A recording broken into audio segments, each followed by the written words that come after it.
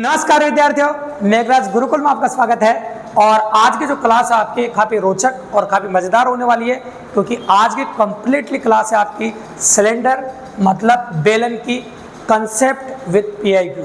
तो आप कह सकते हैं कि कंसेप्ट कंप्लीटली डिटेल में बात करेंगे, कोई फॉर्मूला वगैरह याद करने की जरूरत नहीं है आपको, 100% कंसेप्चुअली बात करेंगे। आज के बाद अगर पहले आपके फॉर्मूले याद किए हों तो आपको अब फॉर्मूले याद करने की जरूरत नहीं पड़ेगी, आप डायरेक्टली पॉसिबल करेंगे। और कौन से कंसेप्ट बेस्ड क्वेश्चन बनेंगे इन फॉर्मूलों से, वो डायरेक्टली इनसे ही बात करेंगे अपन, और फॉर्मूले बनाएंगे अपन, याद नहीं करेंगे, और प्रैक्टिकली पॉसिबल करेंगे आपके सामने बेलन के बारे में। तो बेलन क्या होता है, बेलन के बारे में डिटेल में कंसेप्ट करते हैं अपन। स्क्रीन पर जो आकृति आपको दिखाई दे रही है ये बेलन है भैया।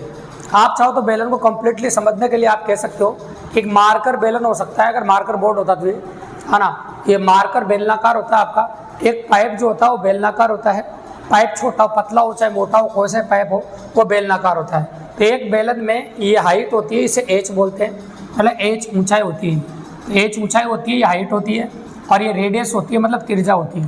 तो रेडियस ऊपर भी होती है और रेडियस नीचे भी होती है। एक वर्ताकार भाग नीचे होता है, जैसे अपन कह सकते हैं कि एक वर्ताकार भाग नीचे भी होता है, एक वर्ताकार भाग नीचे भी होता है, इसकी भी रेडियस होती है ना, दोनों की रेडियस सेम होती है, आर होती है। एक वर्ताकार भाग ऊपर होता है और एक वर्ताकार भाग आपका नीचे होता है, इसे कहते हैं अपन बेलन। और बेलन में क्या क्या इंपॉर्टेंट चीज़ें, कौन कौन सी बातें हैं जो अपने काम आने वाली उनके बारे में बात करेंगे अपन। तो सबसे पहले आता है आपका बेलन का वक्र पृष्ठ का क्षेत्रफल। वक्र पृष्ठ ये होता है भैया, ये गोलाई वाला भाग, ऊपर वाला वर्ताकार भाग भी छोड़ दो, नीचे वाला वर्ताकार भाग भी छोड़ दो, ये गोलाई वाला जो भाग है उसे कहते हैं अपन वक्र पृष्ठ। तो सबसे पहले बात करते हैं अपन बेलन के वक्र पृष्ठ का क्षेत्रफल। वक्र पृष्ठ का क्षेत्रफल, बेलन का वक्र पृष्ठ का क्षेत्रफल। तो वक्र पृष्ठ क्या होता है आपका, वक्र पृष्ठ होता है आपका नीचे की परिधि गुणा ऊंचाई। वक्र पृष्ठ क्या होता है आपका, परिधि गुणा ऊंचाई, बिल्कुल सिंपल सी बात है। वक्र पृष्ठ जो होगा आपका वो हो जाएगा आपका परिधि गुणा ऊंचाई। तो परिधि क्या होती है आपकी 2πr होती है, और ऊंचाई कितनी होती है h। तो वक्र पृष्ठ जो होगा आपका परिधि में फैलेगा और h ऊंचाई तक फैलेगा। तो आपका जो याद रखिएगा, अगर सूत्र याद नहीं रखो तो कोई दिक्कत नहीं, समझ सकते हो आप। तो वक्र पृष्ठ का जो क्षेत्रफल होगा आपका वो होगा परिधि गुणा ऊंचाई, मतलब 2πr गुणा h। तो आप कैसे 2πrh, ये हो गया आपका वक्र पृष्ठ का क्षेत्रफल। वक्र पृष्ठ के क्षेत्रफल के बाद आता है आपका संपूर्ण पृष्ठीय क्षेत्रफल। संपूर्ण पृष्ठीय क्षेत्रफल, संपूर्ण पृष्ठीय क्षेत्रफल होता है आपका। अगर संपूर्ण पृष्ठीय क्षेत्रफल की बात करें अपन तो ये तो वक्र पृष्ठ का क्षेत्रफल है आपका, है ना, 2πrh। ये पाई स्क्वायर का गोला नीचे है, पाई स्क्वायर का गोला ऊपर है, तो 2πr स्क्वायर हो जाएगा आपका, ठीक है। तो वक्र पृष्ठ का क्षेत्रफल कितना आपका 2πrh, और ऊपर भी वर्ताकार भाग है नीचे वर्ताकार भाग है, तो ये हो जाएगा आपका 2πr स्क्वायर, ठीक है। तो 2πr दोनों साइड से कॉमन ले लें, यहाँ से h आएगा और यहाँ से r आएगा, तो संपूर्ण पृष्ठीय क्षेत्रफल हो जाएगा 2πrh प्लस r। संपूर्ण क्षेत्रफल होगा आपका 2πrh प्लस r, ये होगा आपका संपूर्ण पृष्ठीय क्षेत्रफल। अब संपूर्ण पृष्ठीय क्षेत्रफल के बाद तीसरी इंपॉर्टेंट चीज अपने काम आती है, वह है आपका आयतन। आयतन का मतलब होता है इसकी भराव क्षमता कितनी है, इसमें कितना भर सकते हैं। जब हम इसमें कोई भी चीज़ डालेंगे, कोई भी चीज़ जब हम भरेंगे, इसमें जब भरना शुरू करेंगे अपन, यूँ मान लीजिए कोई भी चीज़ अपन भरेंगे इसमें, तो कैसे भरेंगे बताइए। कोई भी चीज़ जब भराए आएगी तो उतनी आएगी, पहले तो नीचे क्षेत्रफल में फैलेगी, और कहाँ तक फैलेगी बताओ, h ऊंचाई तक फैलेगी आपसे। पहले तो इस क्षेत्रफल में फैल जाएगी और इसे फैलने के बाद h ऊंचाई तक फैलेगी। तो आप कहते हैं आयतन जो होगा आपका वो होगा आपका क्षेत्रफल गुणा ऊंचाई। आयतन जो होगा आपका क्या हो जाएगा बताओ, क्षेत्रफल गुणा ऊंचाई। तो आयतन होगा आपका क्षेत्रफल गुणा ऊंचाई, तो मैं लिखूंगा πr²h। तो क्षेत्रफल गुणा ऊंचाई, ये हो गया आपके सामने आयतन। तो बिल्कुल सिंपली और काफ़ी आसानी से अपन ने डिनोट कर दिया और काफ़ी आसानी से अपन ने निकाल दिया। तो आयतन हो गया। ये तीन चीज़ें इंपॉर्टेंट है जो काम में आने, वक्र पृष्ठ का क्षेत्रफल, संपूर्ण पृष्ठीय क्षेत्रफल, और ये हो गया आपके सामने आयतन, ठीक है। अब चौथी इंपॉर्टेंट चीज़ बेलन में क्या होती है वो भी सुन लो, दो बेलनों के आयतनों में तुलना। तुलना पर भैया बहुत अच्छे 3 क्वेश्चन बनते हैं, है ना। दो बेलनों के आयतनों में तुलना, तो दो बेलनों के आयतनों में हम तुलना कर सकते हैं, ठीक है। दो बेलनों के आयतनों में तुलना कैसे करेंगे तो देखिए, दो बेलनों के आयतनों में तुलना, पहले बेलन के आयतन में दूसरे बेलन के आयतन का भाग लगा दें। अगर पहले बेलन के आयतन में दूसरे बेलन के आयतन का भाग लगा दिया अपन, ये होगा V1 पाई R1 स्क्वायर H1, ये हो जाएगा आपका V2 पाई R2 स्क्वायर H2। तो पहले बेलन के आयतन में दूसरे बेलन के आयतन का भाग लगा देंगे। ये पाई से पाई तो कट ही जाएगा आपका। और आगे और भी बात करते हैं, ये हो जाएगा आपका आयतनों अनुपात, ये त्रिज्याओं का हो गया आपका वर्ग, और ये हो गया आपका ऊंचाइयों में अनुपात। तो ये 3 अज्ञात अनुपात हो गया आपके यहाँ पर। कितने अज्ञात अनुपात हो गया आपके? 3। तो पहला आयतनों अनुपात है, दूसरा त्रिज्याओं अनुपात है, और तीसरा आपका ऊंचाइयों अनुपात है। इनमें से कोई से भी 2 अनुपात दे दे, पेपर वाला तीसरा अनुपात पूछ सकता है। तो यहाँ से 3 क्वेश्चन बढ़ जाएंगे क्योंकि 3 अनुपात है यहाँ पर। इनमें से कोई से भी 2 अनुपात आपको देकर तीसरा अनुपात पेपर वाला आपसे पूछ सकता है, बिल्कुल सिंपली और काफ़ी ईजिली। तो कोई बड़ी बात नहीं है। देखो ये 4 बातें हैं जो अपन ने बोर्ड पर लिखी है आपके सामने। सारा जो बेलन है वो कम्प्लीटली कंसिडर किया जाता है इसके ऊपर, सारा बेलन इसके ऊपर ही डिपेंड करता है। और बेलन में इन चारों बातों के अलावा कोई चीज़ नहीं है। एग्जाम वाला घुमा घुमा के यहाँ से क्वेश्चन देता रहता है, और कोई बड़ी बात नहीं, बस अच्छा कंसल्ट करता रहता है, काफ़ी इजी अप्रोच कर सकता है, बिल्कुल सिंपली जो घुमा घुमा के देता रहता है आपके सामने। ठीक है, बिल्कुल सिंपल और काफ़ी इजीली अपन कर सकते हैं। तो यहाँ से क्वेश्चन बनाना और काफ़ी मोस्ट इंपॉर्टेंट बनाना, काफ़ी इजीली बनाना, वो यहाँ से पॉसिबल हो। ठीक है, चलो अब आगे आ जाते हैं अपन। क्वेश्चन कैसे बनते हैं, इसमें किस प्रकार से बनते हैं, उनके बारे में बात करते हैं। स्क्रीन पर दिया गया पहला क्वेश्चन, जो लास्ट कंसेप्ट अपन ने दिया था, 3 रेशियो होते हैं, उनमें से कोई से भी 2 रेशियो आपको देकर तीसरा रेशियो पूछ सकता है। उसी कंसेप्ट के क्वेश्चन है। देखो, तो 2 बेलनों के आधार पर त्रिज्याओं में अनुपात दे रखा है आपको, और उनकी ऊंचाइयों में अनुपात दे रखा है, तो आयतन में अनुपात पूछा है। तभी थोड़ी देर पहले बताया मैंने बराबर। तो त्रिज्या में अनुपात दे रखा है 2:3, तो 2/3 का स्क्वायर हो जाएगा ये, और ऊंचाई में अनुपात होगा आपका 5/3। ठीक है, ये हो गया आपका आयतन में अनुपात। 2 का स्क्वायर होता है 4, और 3 का स्क्वायर होगा 9, ये होगा आपका 5/3। ठीक है, तो आप कह सकते हैं कि हो जाएगा आपका 20/27। मतलब आयतनों में जो अनुपात आएगा 20:20 से बना जाएगा। आयतनों में अनुपात होगा आपका 20:27। ये दोनों के आयतनों में अनुपात हो गया आपका। ये 3 क्वेश्चन बनेंगे इसमें तो आपको ये दोनों देख के ये पूछ लिया, कई बार ये दोनों देख के त्रिज्या में पूछ सकता है, कई बार ये दोनों देखकर ऊंचाई में पूछ सकता है। तो यहाँ 3 क्वेश्चन हो गए पेपर में, तीनों में कोई सी भी आ सकते हैं। अपन ने कंप्लीटली 3 क्वेश्चन का एनालिसिस किया है यहाँ पर। तो ये आपका पहला क्वेश्चन होगा, बिल्कुल सिंपल और काफ़ी ईजिली अप्रोच किया। अब आ जाते हैं क्वेश्चन नंबर 2 पे। क्या कह रहा है, देखो सुनो। किसी वर्ताकार बेलन के आधार तल की परिधि 6 पाई सेंटीमीटर है। तो आधार तल की परिधि दे रखी है आपको, प्लस 2 पाई आर बराबर दे रखा है 6 पाई।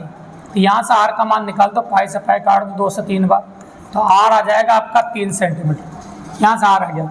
उस बेलन की ऊंचाई आधार तल के व्यास के बराबर है। ऊंचाई जो है ना व्यास के बराबर है। त्रिज्या कितनी है? 3, तो व्यास होगा त्रिज्या का दुगुना, तो ऊंचाई हो जाएगी आपकी 6 सेंटीमीटर बराबर है। तो उस बेलन के कितना पानी भरा जा सकता है? तो कितना पानी भरा जा सकता है, भरने की जो क्षमता होती है वो आयतन कहलाता है। भरने की जो क्षमता होती है क्या कहलाती है? आयतन।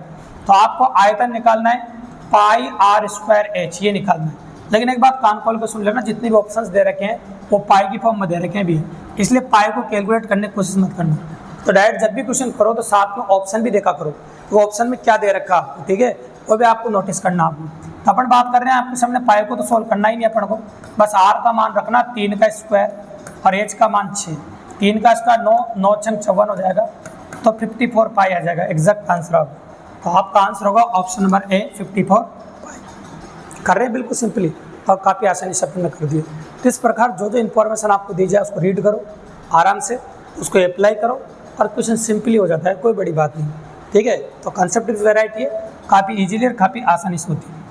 अगला क्वेश्चन देखिए आप, किसी बेलनाकार स्तंभ के वक्र तल का क्षेत्रफल दे रखा है आपको 264 वर्ग मीटर है और उसका आयतन दे रखा है 820 घन मीटर है, तब उसके व्यास और ऊंचाई में अनुपात कितना होगा। देखो, किसी बेलनाकार स्तंभ के वक्र तल का क्षेत्रफल दे रखा है आपको 264 वर्ग मीटर है और उसका आयतन दे रखा है 824 घन मीटर, तो तब उसके व्यास और ऊंचाई में अनुपात कितना होगा, ऐसा पूछा है उससे, ठीक है। व्यास और ऊंचाई में अनुपात, देखो दोनों दे रखे हैं आपके सामने, एक तो आयतन दे रखा है, एक वक्र तल का क्षेत्रफल दे रखा है। यहाँ से जो निकालना वो निकालते हैं, पहले तो कट रहा है। तो चलो एक तो आयतन लिखते हैं अपन। आयतन क्या होता है आपका?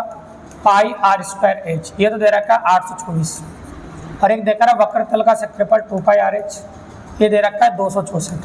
पहले में दूसरे का भाग लगा के पहले आर निकाल लेते हैं। बट पहला काम आर निकालना है। तो अगर आर आ जाएगा तो देखो व्यास भी आ जाएगा, त्रिज्या आ जाएगी तो व्यास भी आ जाएगा और फिर ऊंचाई भी निकाल देगा बन, ठीक है। और दोनों में अनुपात निकालना कोई बड़ी बात ही नहीं। तो चलो कर सकते हैं अपन, बिल्कुल सिंपल है। चलो देखो ऊंचाइयाँ देखो पॉसिबल, अपन ऊंचाई दोनों में अनुपात निकाल रहे तो काटना पड़ेगा किसी किसी को। एच से एच कट जाएगा, पाई से पाई कट जाएगा, एक आर से एक आर भी कट जाएगा, 2 से 132 बार कटेगा। ठीक है, अब यहाँ से क्या निकालना पड़ेगा आपको, आर निकालना पड़ेगा। तो 132 को गुणा करना पड़ेगा आपको। चलो काट दो, 11 से काट दो, 11 एकम 11, 11 दूनी 22, 11 7 77, है ना, कितना बच गया 5, है ना, 77 है तो कट नहीं रहा देखो संख्या। और अगर यहाँ 924 लिया अपन, 11 8 88, तो यहाँ पर थोड़ी संख्या में परिवर्तन कर दें अपन, क्योंकि संख्या कटने लायक होना चाहिए। तो यहाँ 924 कर देते हैं अपन, क्योंकि यहाँ मिस्टेक हुई है टाइपिंग, इसलिए ऐसा कर रहा हूँ मैं। तो काटो, 11 से 11 8 88, अब कितना बचा आपका 4, तो 11 चौक 44, ये 12 चंग 72, 12 7 84, वहाँ परिवर्तन कर दिया, 924 आएगा, कटने में दिक्कत हो रही थी। तो यहाँ से आर बराबर हो जाएगा आपका 7, त्रिज्या 7 हो गई तो व्यास हो गया 14। पहली बात व्यास तो आ गया आपको। अब ऊंचाई निकालने के लिए किसी एक में मान रख दो आप, तो नीचे वाले में रख देता 2 गुणा 22/7 गुणा आर का मान 7 और एच बराबर 264। अब 2 से 7 से 7 कट जाएगा, 2 से 132 बार कट जाएगा, और 22 से कटेगा 6 बार, तो एच आ गया आपका 6, एच आ गया 6 और व्यास आ गया आपका कितना 14। तो आपसे व्यास और ऊंचाई में अनुपात पूछा है, तो व्यास कितना है आपका देखो d/h पूछा है, तो व्यास कितना है 14, ऊंचाई कितनी है 6, 2 से काटो 7 बार, 2 से काटो 3 बार, तो अनुपात आ जाएगा आपका 7:3, बिल्कुल सिंपली और काफ़ी इजीली, जो आसानी से अपन ने कर दिया आपको समझ, दोनों बराबर है और काफ़ी इजीली इस प्रकार से कर दिया 7:3। ये क्वेश्चन नंबर 3 हो गया आप। ठीक है, एक मज़ेदार प्रैक्टिकली क्वेश्चन आता है भी उसके, जिसके लैंग्वेज नहीं बताएंगे आपको, डायरेक्ट क्वेश्चन बता रहे हैं, बहुत प्यारा और बहुत मज़ेदार क्वेश्चन। देखिए आप, एक आयताकार चद्दर की शीट है मेरे पास, ऐसे एक आयत बना रहे हैं, आयत से बड़ी जल्दी समझ में आएगा। एक आयताकार चद्दर की शीट है आपके पास, ठीक है, गौर से देखिए, आयताकार चद्दर की शीट है मेरे पास, वो प्रैक्टिकली समझाऊंगा, इसलिए मैंने क्वेश्चन की लैंग्वेज नहीं दिया आपको। तो एक आयताकार चद्दर की शीट है और इसकी जो लंबाई है वो दे रखी है आपको 88 सेंटीमीटर। आयताकार चद्दर की शीट है, इसकी लंबाई आपको 28 सेंटीमीटर दे रखी है, और ऊंचाई दे रखी है आपको, चौड़ाई भी कह सकते हो, ऊंचाई दे रखी है 20 सेंटीमीटर, है ना, ऐसे लंबाई और चौड़ाई कह सकते 20 सेंटीमीटर दे रखी। ठीक है, इसको फोल्ड किया जा रहा है और फोल्ड करके एक बेलनाकार आकृति का निर्माण किया जा रहा है। ऐसा फोल्ड कर दिया इसको और फोल्ड करके एक बेलनाकार आकृति बना दी इस प्रकार, ऐसी बेलनाकार आकृति यूँ फोल्ड कर दिया इसको। फोल्ड करने के बाद क्या हो गया कि जो आप नोटिस कर रहे थे, गौर से देखिएगा, ये जो नीचे लंबाई थी, लंबाई तो बन गई परिधि, लंबाई तो क्या बन गई आपकी परिधि, तो लंबाई हो गई आपके 2πr, और जब ये फोल्ड किया ये बन गई ऊंचाई। ठीक है, तो ऊंचाई तो हो गया आपकी 20 सेंटीमीटर और ये हो गया आपकी परिधि। तो 2πr बराबर 88, तो r बराबर आ जाएगा, यहाँ से r का मान निकाल दोगे आप 14। तो ये बनने वाला फोल्ड करने के बाद जो आकृति बनाएगी, इसका आयतन आपसे पूछा है, बिल्कुल सिंपली। तो आयतन क्या होता है आपका, पाई r²h, पाई का मान 22/7, r का मान 14 × 14 और h का मान होगा आपका 20। ठीक है, अब 2 से कितनी बार कटेगा आपका 2 बार, है ना। अब देखिए ये कितना होगा, 14 दूनी 28, 22 × 28 × 20, इनको आप गुणा कर दो, और जिस प्रकार से आप गुणा करेंगे, गुणा करते आपका आंसर आ जाएगा, बिल्कुल सिंपल और काफ़ी इजीली। इस प्रकार के कंडक्टेड क्वेश्चन भी एग्जाम में देखने को मिलते हैं, काफ़ी पॉसिबल और काफ़ी मज़ेदार क्वेश्चन है दोस्तों। तो काफ़ी इजीली हो गया, काफ़ी आसानी से होता रहता है, तो कोई बड़ी बात नहीं, काफ़ी आसानी से कर पाएंगे। अच्छा लगा दोस्तों वीडियो आपको? अगर वास्तव में अच्छा लगा और आपको कंटेंट बहुत ज़ोरदार लगा दोस्तों, और आपको लगता है कि वास्तव में जो नॉलेज है वो आपको गेनिंग लगी हो, अच्छी लगी हो, और आप भी डेली दिन में 2 बजे, एक बात बता देना, हमारे पास जितने भी वीडियोज़ हम आपके लिए डाल रहे हैं, डेली दिन में 2 PM पे क्लास आती है दोस्तों।